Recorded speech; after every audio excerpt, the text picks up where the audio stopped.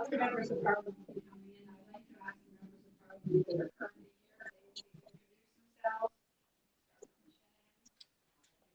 Julie Brenda Shanahan, I'm the member of Parliament for Shanahan sur la TBT pour Shanahan sur la rive sud de Montréal.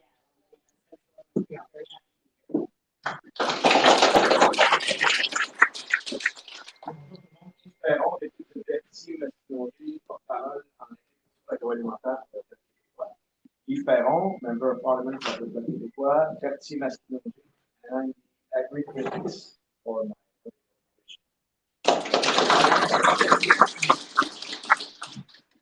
Hello everyone, Jacob Van Tofte, member of parliament for Langley, that's in British Columbia at the other end of the country. Very pleased to be here to learn more about the important role that the admin plays in the Pacific economic strategy. I'm also the shadow minister for the Conservative Party for Pacific Economic Development.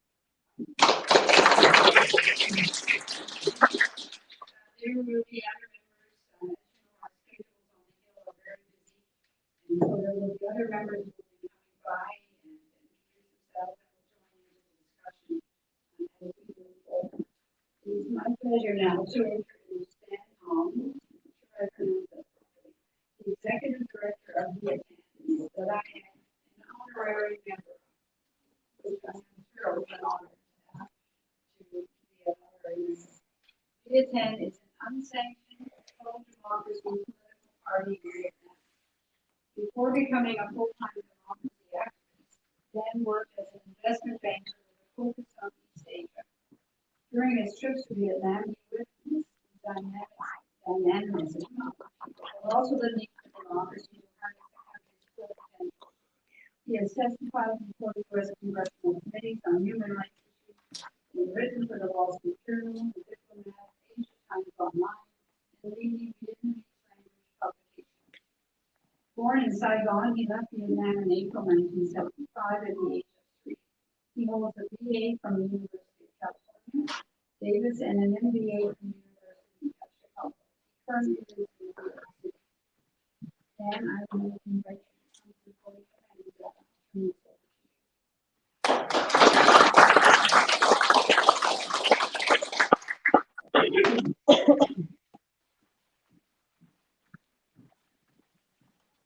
Thank you, for chairing today's event. It really is a pleasure for me to be here at the Canadian Parliament to help you and keep the work rights. This time last year, I had the honor of meeting members of individuals in this room as Canada was preparing to announce a strategy for the Pacific. As Canada pursues this long-term global pathway strategy, it will undoubtedly prioritize certain relationships.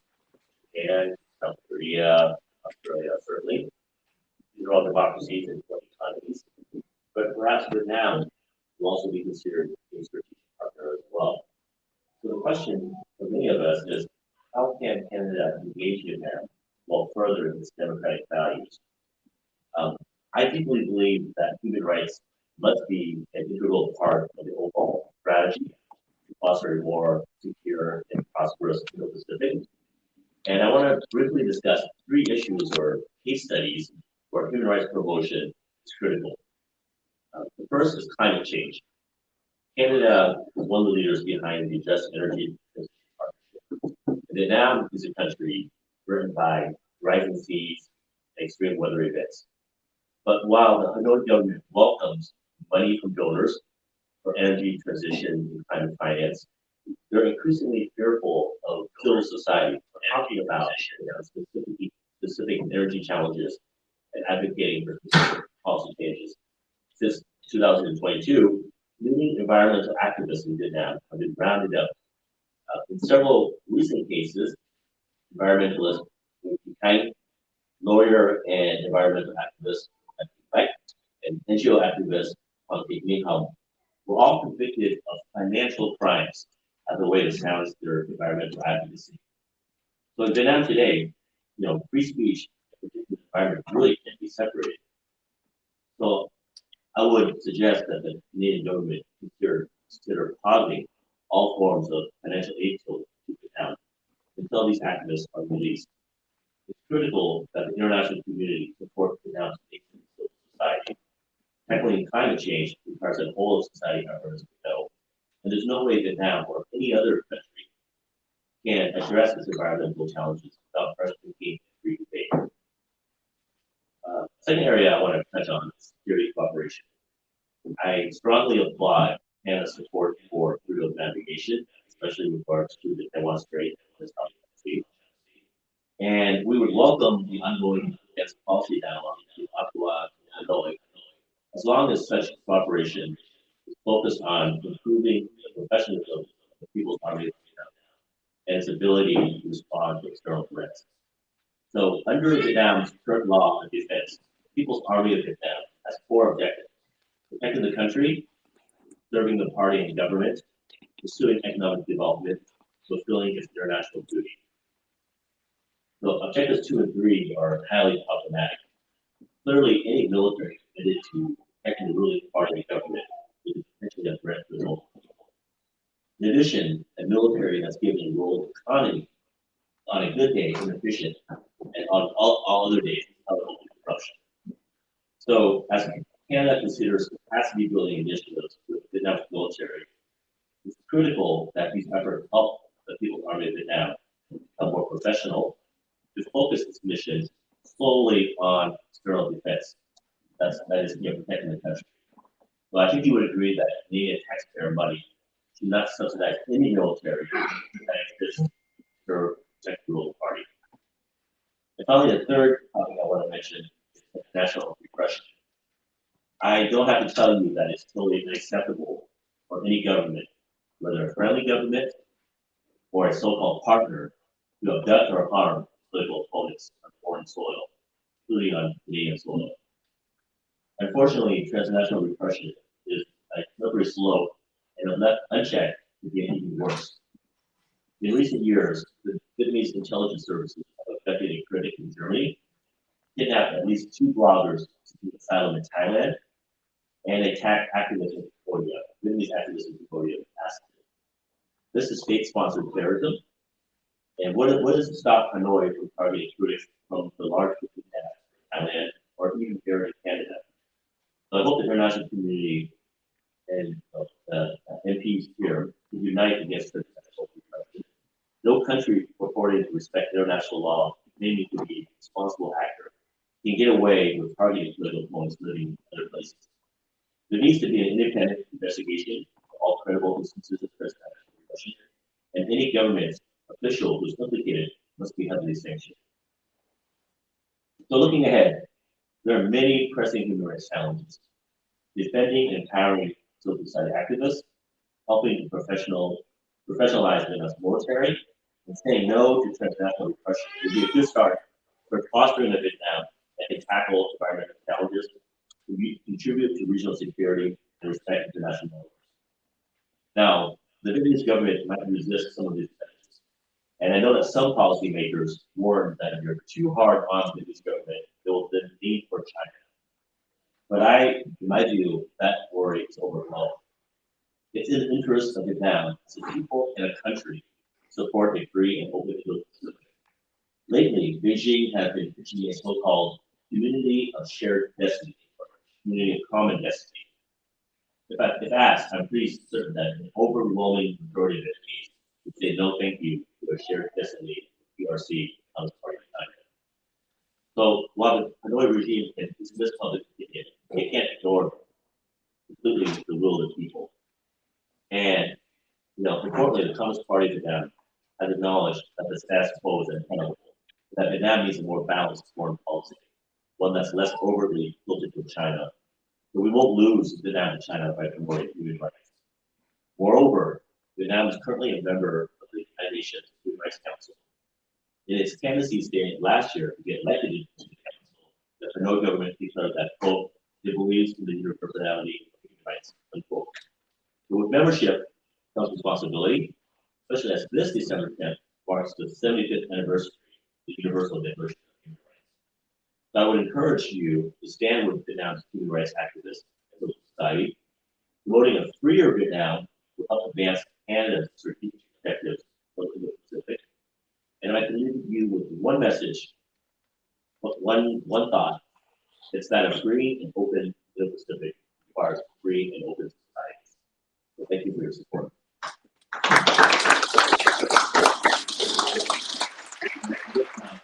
We'd be happy to invite any discussion, comment, discussions, and have maybe Throw or myself and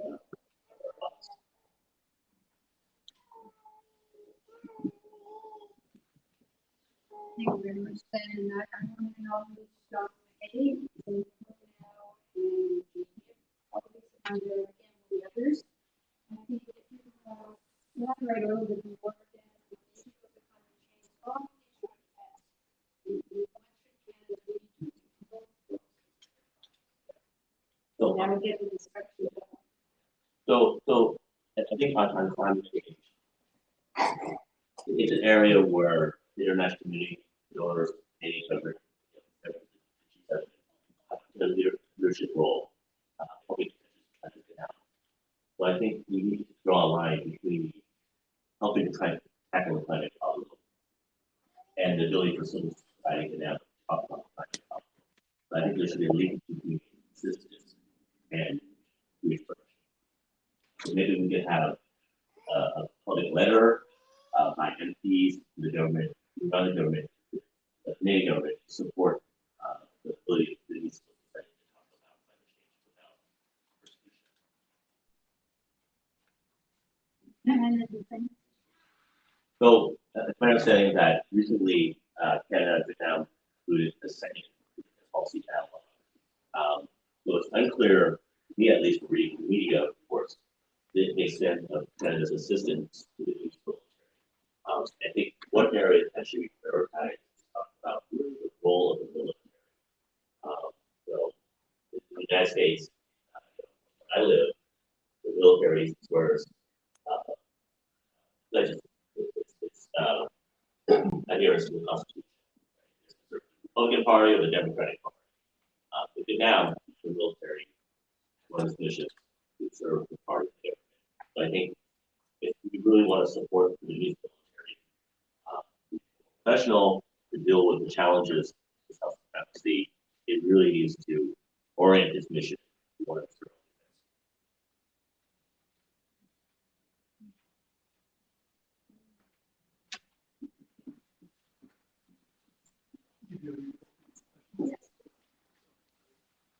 Different topic here. It was asked, just let Canada about the foreign lobbyist registers. And I wonder what your thoughts are. So I'm not familiar with that debate. I can say as a activist, it's something that we appreciate when there are entities, governments that support human rights.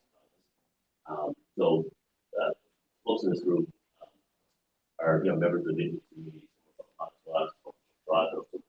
Montreal, and they are volunteers who are passionate about human rights.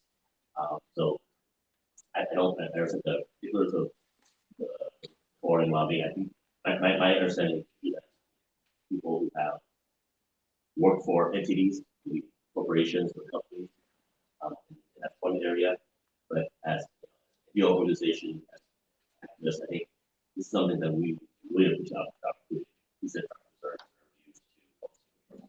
views to. Thank you for being here. I have a question. You're saying that should put conditions in financing or collaboration with Vietnam, get amelioration in the people. But there has to be some steps in those asking. How do you see that? Should we go there first, put a feet there and establish relations, and after work to get amelioration, or you wish you would like better that we put conditions before? I would like to hear you about that. How the subtlety, the demand that we can do, and then our skill can be applied. Yeah, that's a very how do we attach the conditions, right? So it's my understanding that Canada already provides voter assistance to them now.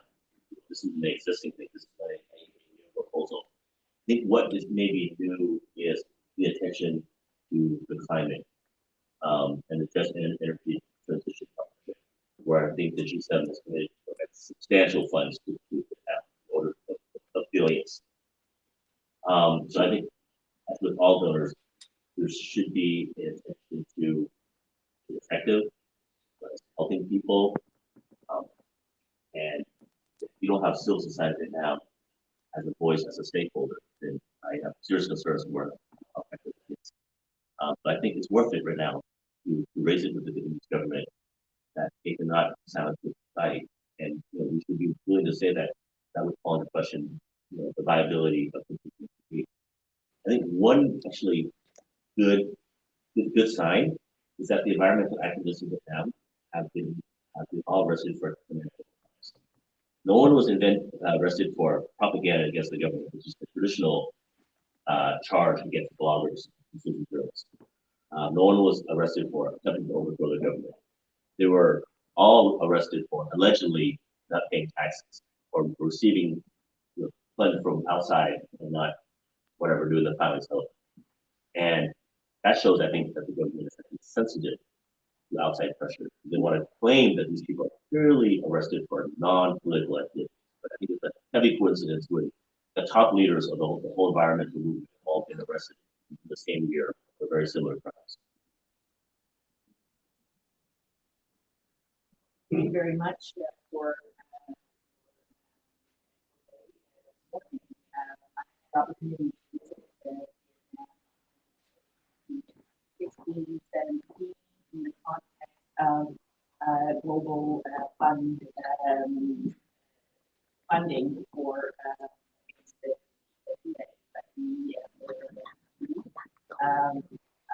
all having some very interesting questions with the health minister at the time, and there seems to be a reluctance to let go of that international fee.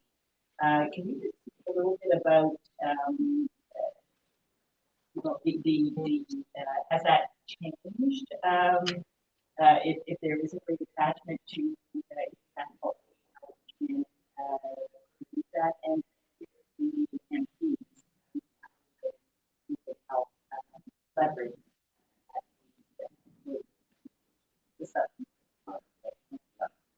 So I think,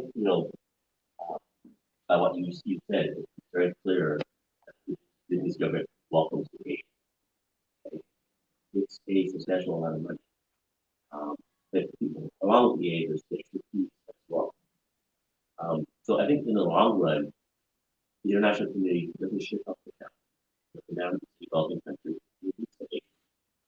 And I want to see, malaria eradicate Vietnam. I want to see, the effects of climate extreme weather events, so I think the intention of the aid is good, but if we don't have conditionality on the aid, then there's a chance that it will be used. Another classic abuse of corruption, that's where it should go. That's one area that's well understood. But the second area is like, how can the Vietnamese government tell the donors that they need for climate finance, and at the same time turn around and arrest activists who are talking about the same issues? So one of the activists talked about, Vietnam's reliance on coal and how that's dirty in the air. So that's a topic that there's many debates and there's different ways to solve it, but no one should be arrested by just mentioning the fact that Vietnam relies on coal. A danger to Vietnam's air quality and diversify away from that's where I think the fact that Vietnamese government relies on this aid, gives Canada a lot of leverage in the relationship. I think sometimes it's hard to measure progress on food rights, but I think when it comes to specific activists who have been arrested for the environment, these are areas where we actually have very concrete movements by raising species at the highest levels in time.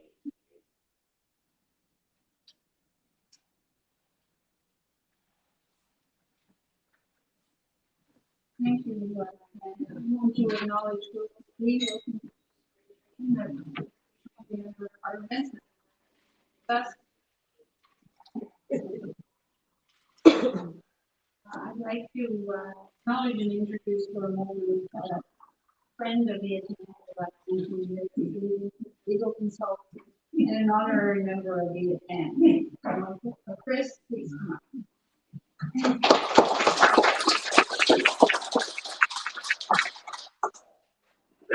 Thanks very much, Judy and Dan, and thank you everyone for being here, particularly the members of Parliament, senators, and staff who've taken the time. I know, particularly now, how busy everyone's schedule is.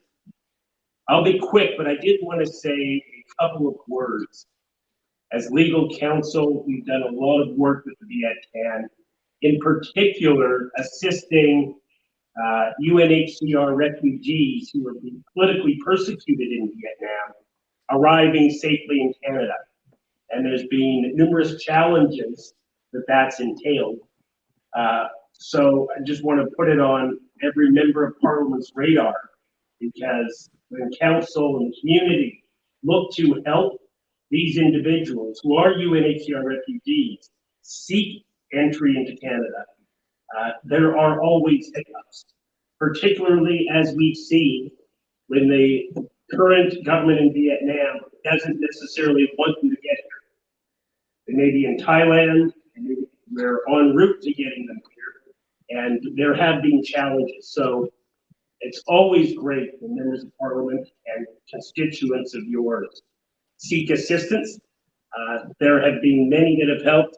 Judy, thank you on numerous occasions. We have one individual in the room who came here after serving 7 years in a Vietnamese jail for attending Mass as a Catholic and then speaking about it. As a Catholic here, I was going to Mass at the same time, and I came out after Mass and criticized the Canadian government with abandon and didn't get detained. And he did. He's now here and he's in the room today. But that just gives you a little bit of the light and the challenges that, aside from the big issues where we have climate change, cooperation, and security agreements, all of which need attention, those real human rights files where you have an individual who does nothing more than speak out, ends up being detained. And we've welcomed literally tens of thousands of Vietnamese people, beginning back in the late 70s. The president. A couple of points. One, why this is so important. I know we have so many issues. We've been talking to members of Parliament, and we've got so much going on with the Middle East, Ukraine. Why it matters in large part, it always matters. But we are expanding the Indo-Pacific and our role there.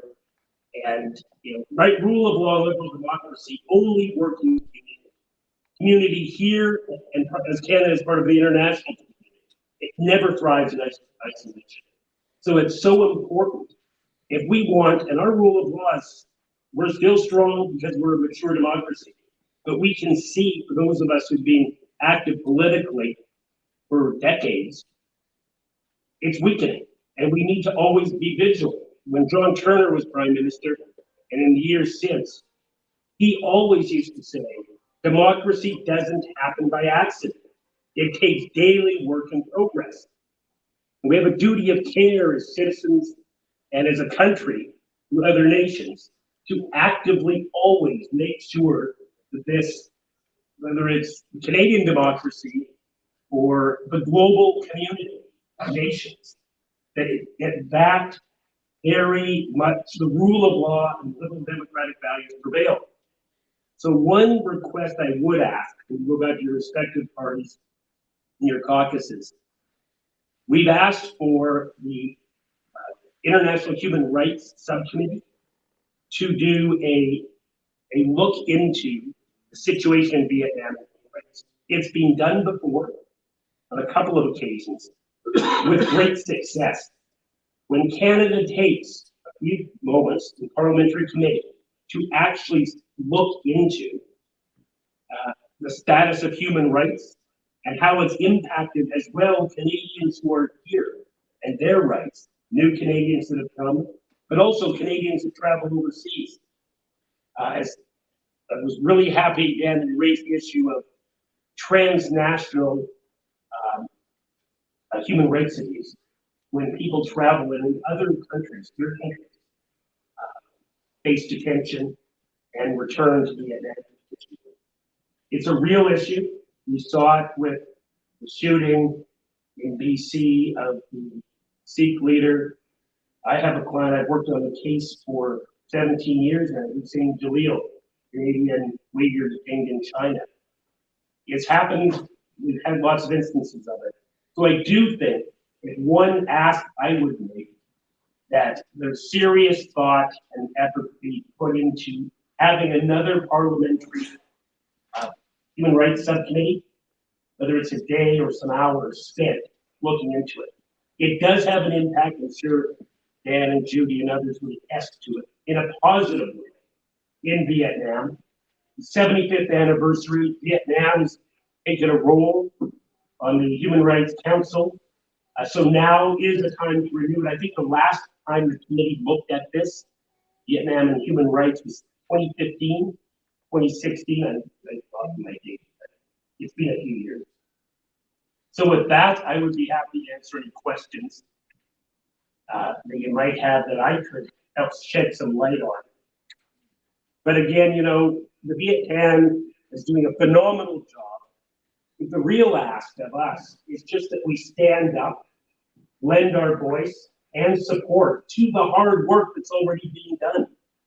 Members of civil society in Vietnam, when they're detained, let them work with amnesty.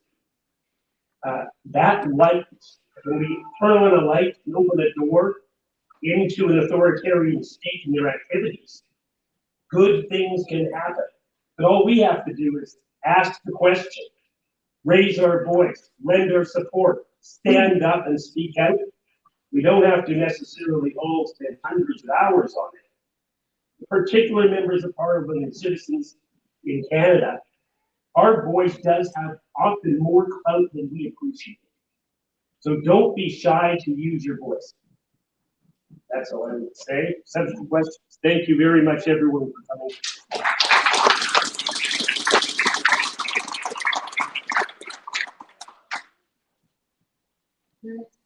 Chris, thank you so much.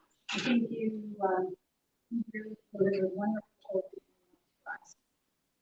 So much appreciated because the parliamentarians and you have staff here and some of the other members that have been to mention yet.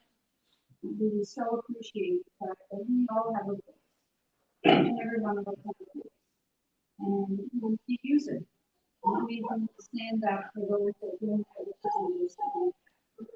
And like your suggestion about asking the subcommittee, it's time going on. So thank you for that suggestion. I will pass it on. Thank you, Dan. Thank you, Crystal, very much for being here today and for all of you. We have a lovely lunch, I believe, at the back of the room. I'd like you to have some lunch, talk to each other about how together we can move forward to making the world a better place. And in particular, all these things. So thank you all for being here. Please help yourself to lunch and help yourself to further conversation with my colleagues. I didn't acknowledge you were being here. Stand up for a minute and introduce yourself. I know that you were here, but now you introduce yourself. So I'm going to go support. Great, thanks, lots of diversity. And thank you.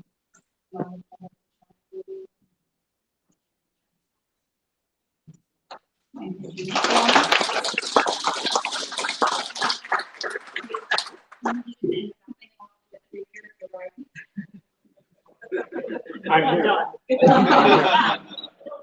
Yeah, I'm very shy. My name is John McKay. I'm the member of Parliament for Harvard Gilwood, and I'm not saying that I started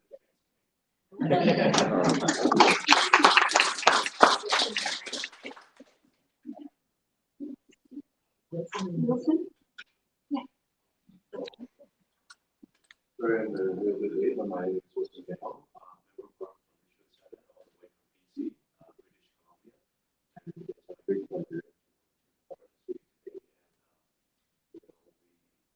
here to work together to make this work.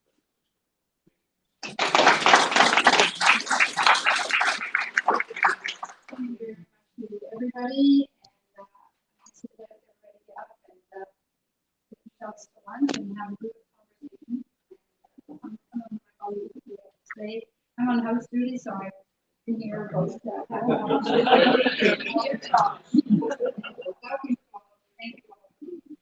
Thank you.